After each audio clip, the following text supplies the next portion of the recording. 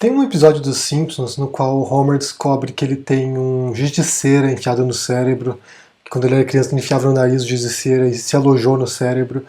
Então quando os médicos retiram esse giz de cera do cérebro dele, na verdade ele não é um idiota, na verdade ele não é um burro como a gente viu em todos os episódios dos Simpsons, mas ele é alguém genial, alguém muito inteligente e brilhante. O que acontece com o Homer? Como ele é muito inteligente, ele passa a questionar tudo, ele passa a criticar tudo, ele passa a se tornar uma pessoa insuportável. Ninguém quer o Homer por perto. Então tem um momento que ele vai falar com a filha dele, com a Lisa, né, que também é muito inteligente, e relata a angústia dele de ser brilhante, de perceber as coisas, ao mesmo tempo que afasta as pessoas dele. No final das contas, ele acaba pedindo para voltar a ser burro, ele vai para um médico clandestino que enfia de novo giz de cera na cabeça dele, no cérebro dele, e ele volta a ser o Homer idiota que a gente conhece. Os Simpsons são famosos por esse tipo de argumento engenhoso e que tem muito a ver. Na verdade, há realmente pesquisas psicológicas, psiquiátricas, que relacionam a inteligência com angústias, com tristeza, com isolamento, com solidão. Primeiro a gente tem que definir o que é inteligência, né? Porque a gente está falando aqui como se fosse uma coisa óbvia. Porque os testes de QI, que são um parâmetro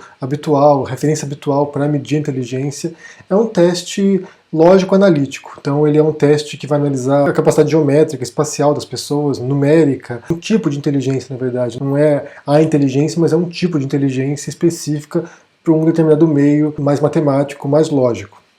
Há outros tipos de inteligência, a inteligência emocional, que é a maneira como você se relaciona com as pessoas, a sua empatia, a sua comunicação, a inteligência artística também, né, de sensibilidade, de perceber beleza no mundo, de transmitir a beleza do mundo também. Há outros tipos de inteligência, realmente a inteligência de QI, a inteligência analítico-matemática não é a única forma de inteligência, mas é um tipo de inteligência que pode ser mensurada, né, com alguns testes.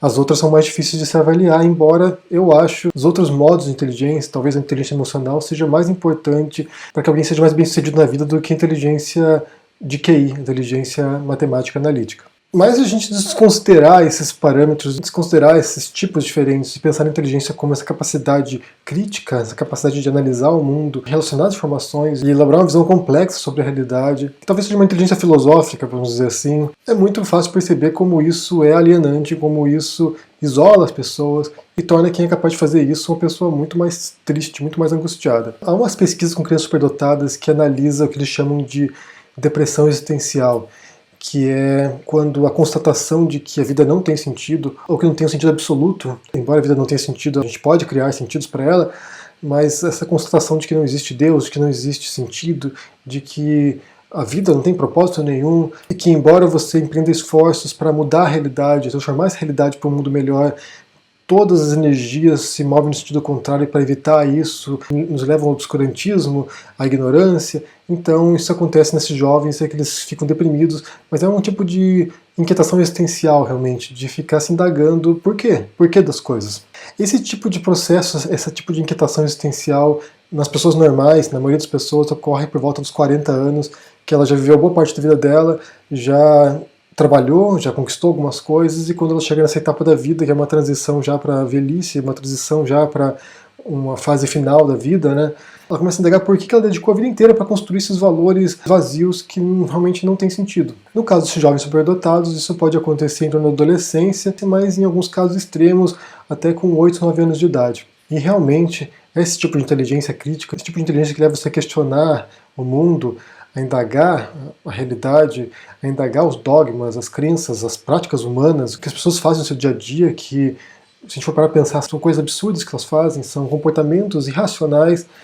Isso não gera felicidade, isso não gera nenhum tipo de realização pessoal, porque você pensa como você está isolado, como você não pertence àquilo, você não faz parte daquele grupo e nunca vai fazer parte, por mais que você queira. Porque quando você exerce essa inteligência crítica, você não se sujeita a fazer outras coisas. Você realmente não concorda e você não vê por que se integrar nesse tipo de comportamento irracional. O que essas pesquisas dizem, então, é que as pessoas tendem a ser mais infelizes ou tendem a encontrar satisfação e realização quando estão sozinhas ou com poucas pessoas, com as quais elas se identificam, com as quais elas podem trocar algum tipo de relacionamento significativo, que não é apenas a companhia de uma pessoa. E outra coisa que eu percebo também, que também é uma conclusão pessoal minha, não sei se tem algum tipo de fundamento, mas o que eu vejo é que quem tem esse tipo de inteligência crítica, quem tem esse tipo de reflexão sobre a realidade, ele está mais interessado na busca pela verdade ou por uma suposta verdade, por mais transitória que seja,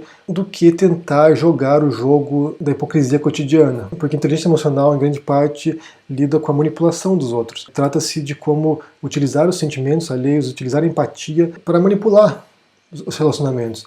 Então, uma certa hipocrisia. Vamos dizer que um vendedor que tem inteligência emocional, que é uma pessoa empática, uma pessoa realmente disposta a vender, ela vai usar os atributos de um produto, vamos por um carro, ela vai mostrar como o carro é bonito, como o carro é eficiente, como o carro, sabe, está na moda, ou, sabe, qualquer outros atributos qualitativos positivos para vender aquele carro, enquanto que alguém tem uma inteligência crítica, não vai se sentir tão confortável mentindo para a pessoa. Ele vai falar, esse carro aqui é um beberrão, ele gasta muito combustível, ele é desconfortável, ele não é seguro.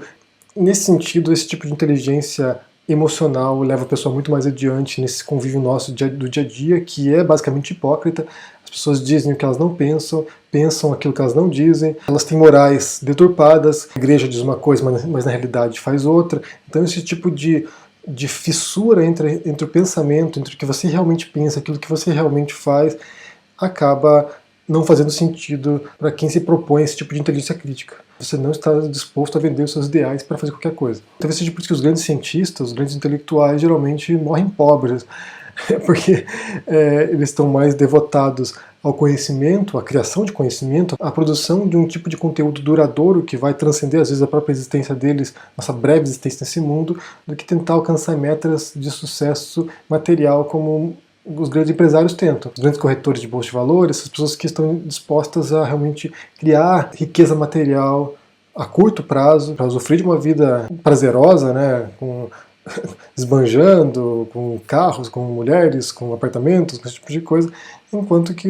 por outro lado, há outro tipo de relação com a realidade, outro tipo de metas para si próprio e para a realidade. Agora a pergunta que você deve estar se fazendo aí, se a inteligência, se esse tipo de senso crítico não traz felicidade, justamente o contrário, traz a infelicidade, traz isolamento, traz solidão. Então por que fazer isso? Por que abandonar esse convívio mundano com as demais pessoas, esse convívio irracional com as pessoas, que é a prática habitual entre a maior parte das pessoas? Por que abandonar isso para um mundo de isolamento? Eu não sei até que ponto que é uma escolha, na verdade, eu não sei se você tem essa escolha de eu não quero fazer isso, mas a partir do momento que você começa a entrar nesse mundo da crítica, nesse mundo da reflexão, é muito difícil você voltar. Boa parte das pessoas em algum momento começa a criticar, começa a se indagar, começa a ler, começa a ver filmes ou algum tipo de material que incita essa reflexão e se ela embarcar nisso, não tem volta. Eu realmente não sei porque alguém faria conscientemente isso, mas a partir do momento que você faz, você não consegue mais retornar. É um ponto sem volta. Então, se você quer ser feliz, se você quer ter uma vida sem preocupações, sem indagações, sem angústia, não comece a pensar criticamente. Mas se você tiver um compromisso com a verdade, se você tiver um compromisso de criar um conhecimento mais significativo, então não tem outra saída, não tem outro caminho, você realmente tem que mergulhar nesse mundo, mergulhar na inquietação, mergulhar na angústia, mergulhar no desamparo, porque quando você não tem respostas, e aí se trata de busca por respostas, não necessariamente por encontrar as respostas, é a investigação que faz parte desse processo, daí não tem o que fazer. Daí você realmente tem que aceitar os muitos contras da crítica, da reflexão, desse tipo de inteligência que repele as pessoas. Mas não acho que seja uma escolha, não acho que realmente que seja uma escolha, não. Eu quero saber de vocês o que vocês pensam sobre isso, se vocês realmente acham que ser inteligente, ou esse tipo de inteligência crítica, pode trazer infelicidade, pode trazer angústia, pode realmente afastar as pessoas, ou se você não acha que não tem nada a ver com isso, que a pessoa pode ser inteligente e popular e ser feliz, esse tipo de coisa. Deixa no comentário aqui embaixo. Assina o canal, senão a gente se vê por aí. Abraço e até mais. Tchau.